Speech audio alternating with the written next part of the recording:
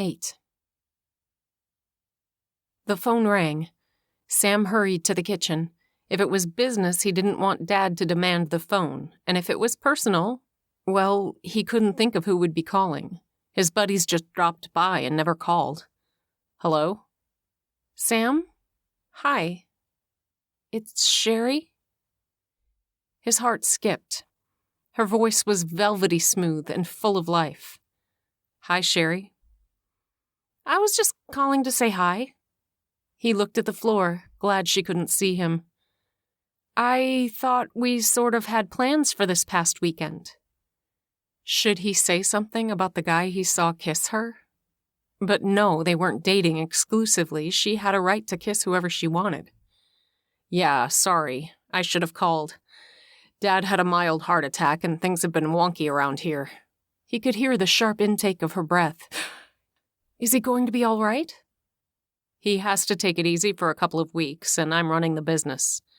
Mark, you remember him from school? He didn't wait for her to respond. He's taken over for me in the fields. Sounds like you have a lot on your shoulders. It was a statement, but did he detect a hint of a question in her voice? I'm gonna be busy. She remained quiet. The tension between them was palpable. How was that even possible over the phone? Anything I can do to help? We're fine, but thanks. He stared out the window above the sink.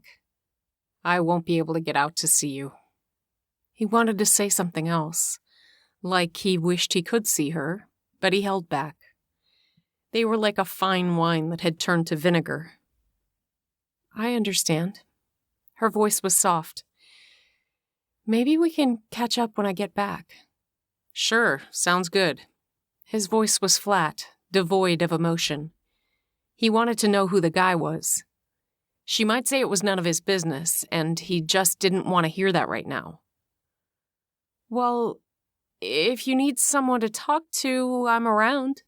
The confusion he heard in her voice tugged at him.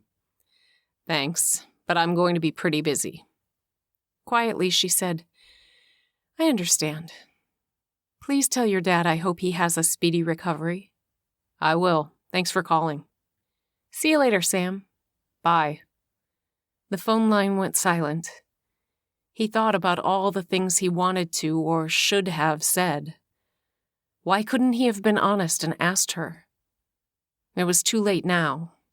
He made a couple of sandwiches and went in the living room. Dad looked up from the movie. Did I hear the phone? Yeah, Sherry called. She said to feel better soon. She's a nice girl, and smart. Dad took a bite out of his tuna sandwich. I like her. I did too. His brow shot up. Past tense? Sam shrugged. I went out last Sunday to surprise her, and when I got there, some guy was helping her carry her stuff into the building. He kissed her. Dad set his sandwich aside and gave Sam his full attention. Any idea who he was? I think it was her ex. At least he matched the way she described him. What did she say when you asked her? I didn't. I left, and then everything happened with your heart. This is the first time I've talked to her since she left. Son, call her back. Or better yet, go see her and talk about it. He took a bite of sandwich. It tasted like sawdust in his mouth. He didn't want to continue to talk about Sherry and that guy. It was one date, Dad. It's not like we've been dating exclusively and I saw it. She can do whatever she wants. You're right. She can. But she called you. Maybe. He was unconvinced.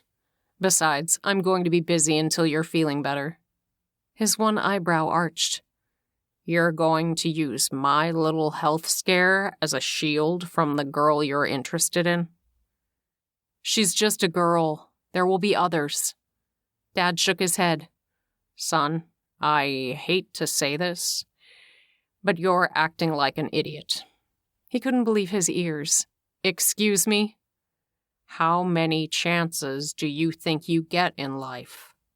A girl comes along and makes you feel like you are 10 feet tall. She puts a smile on your face, and all you can think about is when you get to see her again. Isn't that why you drove to Syracuse? You wanted to see her, even though you had only dropped her off less than 24 hours before. Sam didn't want to look at his dad. How could he understand how he felt? His eyes slid to study his father's face. Dad's voice grew quiet, but he gave Sam a sharp look. That is exactly how I felt about your mother after our first date. His face softened. Your mother always said our hearts knew before our brains. It was love at first sight. I'm not in love with Sherry. I like her, and she's smart and beautiful, but we're worlds apart. She was too good for him, but that wasn't something he could share with his father. What are you talking about? She's educated. I have a 2-year degree and work with my hands. Did she say something to you? Well, no. Sam scrubbed his hand over his face. Then you're creating obstacles that don't exist. Get in your truck and go there. He scoffed. And make a fool out of myself? No way. Son, what would you risk for the right girl? His father turned up the volume on the television. He was pretty sure it was a deliberate action, so Sam would have to think about that question.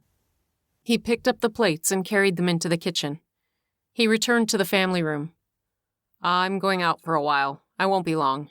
He called back. Take your time. The Duke and I are going to spend a couple of hours together. Sam hopped on his scooter and bumped down the path toward the south field. Riding up and down the rows was a good way to clear his mind. Could Dad be right about things with Sherry? But could he let go of his pride or ego for love? If what he felt was love. Yeah, he had always liked her in school, but he'd noticed while spending the week with her that she seemed to fit, like she was born to this land. The dogs loved her, and Dad, who didn't warm up to new people. He liked her too. Sherry didn't seem to mind he had work-worn hands, so maybe it was his hang-up and not hers. He skidded around another corner and came out on the road where she had her flat tire. Why did he always end up right back here? He stopped the scooter and killed the engine. He could picture her face, the way the breeze teased her ponytail. His heart flipped in his chest. It was then that it dawned on him. Sherry had taken a step back. He had to see her to ask her about that guy. If she wasn't dating anyone, would she want to date him? He turned the key and gunned the engine. He raced back to the main house at top speed while his idea grew. He wouldn't call her today. Dad would have to agree, or Sam would have to wait until Sherry came home from college before he could see her again. He jogged up the steps and through the back door. It slammed behind him. He hovered in the family room doorway. Dad, I've got a plan. Can I run it by you? Is this to win the heart of a certain young lady? His eyes twinkled. It is, but I'm going to need your help. Dad pointed to the vacant chair next to him. Let's talk. Sherry flipped her textbook closed. There was no use in studying when she kept replaying the short conversation in her head. Sam had sounded distant, almost like he was the guy from high school. And certainly not engaged in a conversation like they had just 2 weeks ago. Maybe after the date he had reconsidered and didn't want to get involved with her.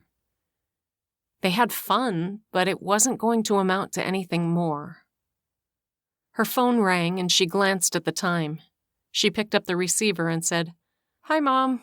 All's fine here. Sherry, honey, you sound tense. Are you having trouble studying? I know all about senioritis. I remember when I was getting ready to graduate, final exams and the last papers for each class were just excruciating. It's almost as if you've proven yourself over the last 4 years. Why not just get on with it and give you good grades? Mom, take a breath. She couldn't help but smile into the phone. Leave it to her mom to solve any perceived issue. "I'm fine," Sherry went on. "But you're right. I'm ready to move home and start the next phase of my life." She stretched out her feet on the sofa. "Good. Have you been checking the help wanted advertisements?"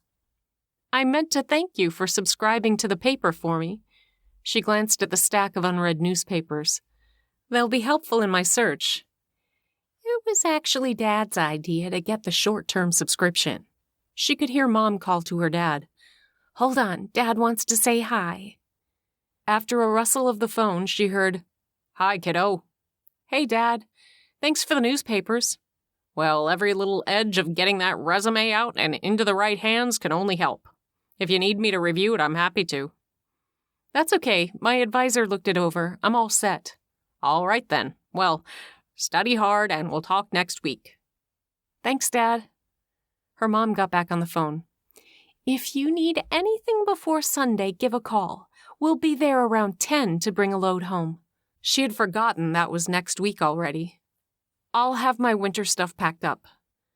After a few more minutes of small-town chit-chat, Sherry hung up. She picked up the most recent edition of the newspaper and tossed it back on the table. Who was she kidding? She chafed at the idea of working in an office. Maybe she'd go sit outside. A rumble of thunder shook the building. Well, there went that idea. She plunked down on the sofa. She was so ready for college to be over. But what would come next? She had no idea.